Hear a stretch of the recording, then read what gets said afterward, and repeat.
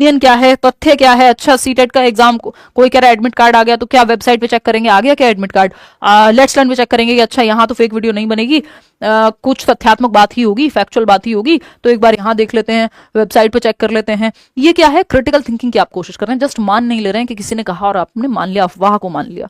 तो critical thinking की तो हमें बहुत जरूरत है जीवन में भी, और बच्चों में क्रिटिकल थिंकिंग को आपको जगाना है। सिंपल एक चीज का ध्यान रखना, जिस क्वेश्चन में सबसे ज्यादा दिमाग पे जोर पड़े वो क्रिटिकल थिंकिंग की तरफ लेके जा रहा है। जैसे एक क्वेश्चन बहुत बार आता है कि जैसे एक क्वेश्चन होगा व्हाट और व्हेन वाला, कि अच्छा देश कब आजाद हुआ था बता दोगे, ये हुआ था वो क्या, one word answer type, convergent thinking होगी उसमें।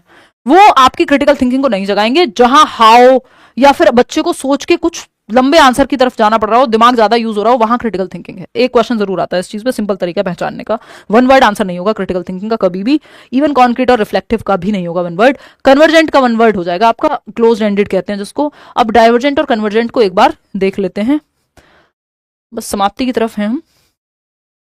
डाइवर्जेंट थिंकिंग की जब हम बात कर रहे हैं, यानी अपसारी चिंतन, out of the box thinking, out of the box thinking, दिशाओं में सोचना, मल्टीपल सॉल्यूशंस पे सोचना। अच्छा पॉल्यूशन है, ये तरीके हो सकते हैं, है ना। शिमला जाना है, मान लीजिए, शिमला नहीं कोई और चीज जगह बताओ, चंडीगढ़ जाना है मान लो, चंडीगढ़ जाना है तो मैं एयरपोर्ट का भी यूज कर सकती हूँ, टैक्सी भी ले सकती हूँ, बस से भी जा सकती हूँ, और क्या किया जा सकता है आपका, कैब से भी जा सकते हो आप, है ना, किसी के साथ भी जा सकते हो, वट एवर। तो मतलब शिमला जाने, सॉरी चंडीगढ़ जाने के कई तरीके हो सकते हैं। ये क्या है, डाइवर्जेंट थिंकिंग, अलग अलग दिशाओं में आपने सोच लिया। ये मैंने बहुत ही हल्के मात्रा में डाइवर्जेंट थिंकिंग को समझाया, बहुत अलग तरीके से भी इसको देख सकते हैं, मतलब कितने भी गहन टॉपिक पे भी आप डिफरेंट, कोई एक प्रॉब्लम है और मल्टीपल सॉल्यूशन सोच पा रहे हैं, ये डाइवर्जेंट थिंकिंग है, दिशाओं में सोच पा रहे हैं, डाइवर्जेंट है।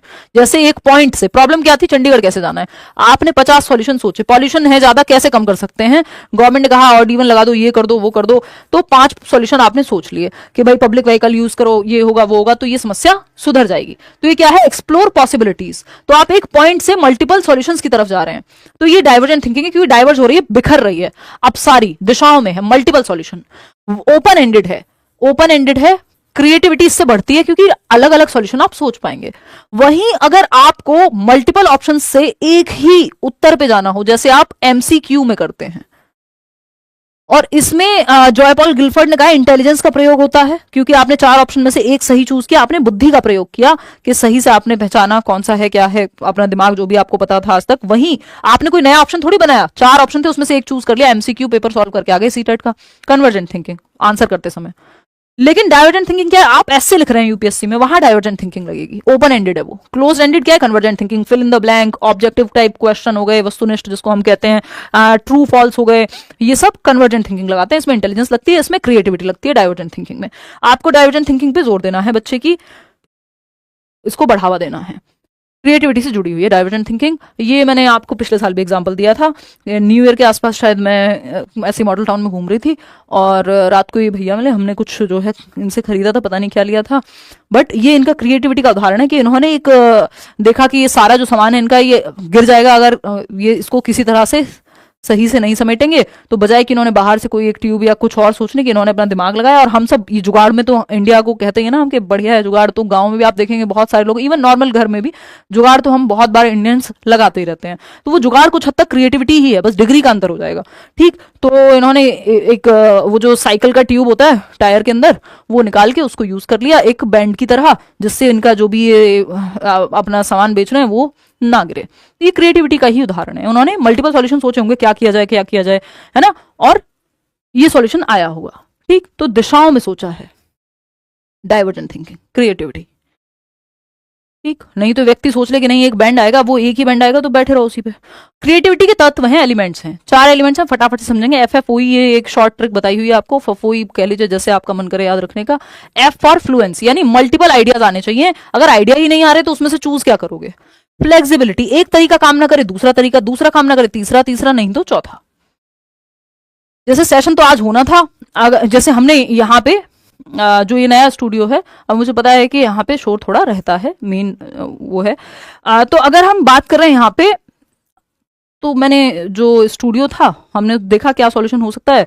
जो डोर था, रूम से डोर निकलवाया, फिर जो भी ग्लास पैक करा सकते थे वो कराया, क्योंकि थोड़ा बाहर की दुनिया भी देखनी है, थोड़ा पेड़ पौधे देखने हैं रूम से, है ना। और इसको पूरा वो कराया, क्या कहते हैं उसको, साउंड प्रूफ कराया सारा, ठीक। फिर भी क्योंकि बहुत ज्यादा शोर है, तो फिर माइक उस तरह का लिया जिससे कुछ बात बन सके, फिर उसमें भी सेटिंग्स उस तरह की कराई कि बात बन सके। और आज आप लोग बता रहे थे कि शादी के ढोल की भी आवाज आप तक नहीं आ रही थी, जो कि बहुत बड़ी बात है। तो मल्टीपल सॉल्यूशन इस पे सोचे गए, नहीं तो एक ऑप्शन था कि दूसरे रूम में कराएं, बट वो मेरे को जम नहीं रहा था, मुझे चाहिए था थोड़ा ग्रीनरी का व्यू। तो अगर हम देखें यहाँ पे तो डाइवर्जेंट थिंकिंग लगी है बेसिकली। मैं और जो आर्किटेक्ट थे हमारे, उन लोगों ने, हम दोनों ने मिलकर के कुछ सॉल्यूशन निकालने की कोशिश की। अब ये मत कहिएगा बहुत अव्वल दर्जे की क्रिएटिविटी हो गई है, बट ये प्रॉब्लम सॉल्विंग के अंदर है जिसमें हमने डाइवर्जेंट थिंकिंग को यूज किया। और डाइवर्जेंट थिंकिंग में क्या, एक तो ऑप्शंस बहुत सारे थे दिमाग में, धारा प्रवाहिता कि ये नहीं तो ये कर लेंगे, ये नहीं तो ये कर लेंगे, ये नहीं तो ये कर लेंगे। फ्लेक्सिबिलिटी है, एक अप्रोच काम नहीं करी दूसरी अपनाएंगे, ये माइक नहीं करेगा दूसरा लाएंगे, कुछ और तरीका ढूंढेंगे, है ना। अगर इतने पे भी काम नहीं करता है तो दीवार बंद करा देंगे बिल्कुल पूरा, ठीक।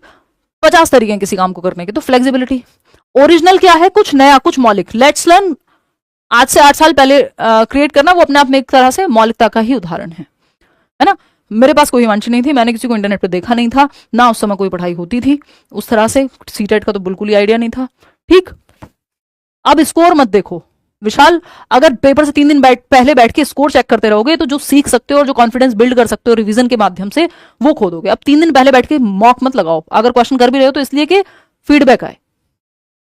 हाँ, राखी का ध्यान रख लो, सोई नहीं राखी, तुम इंडियन लवर कह रहे हैं, पढ़ भी लिया करो, राखी को देखोगे, राखी का अपना जीवन है, अपना पढ़ लो यार। देखो FFOE फफोई जो मन करे, ओरिजिनल मतलब मौलिक होना चाहिए, कॉपी कैट नहीं, है ना। कि hello friends this is Himanshi, तो आप भी फ्रेंड्स ही कहें फिर, है ना। पता चल रहा है आप 5वीं क्लास के बच्चों को फ्रेंड्स कह दे रहे हैं जाके, कह भी सकते हैं वैसे 5वीं क्लास के बच्चों को, कोई दिक्कत नहीं, बट हमारे कल्चर नहीं, तो हो सकता है आपके स्कूल में थोड़ा सा इस चीज को लेके बवाल हो। इलेबोरेशन, इलेबोरेशन क्या है, इलेबोरेशन है,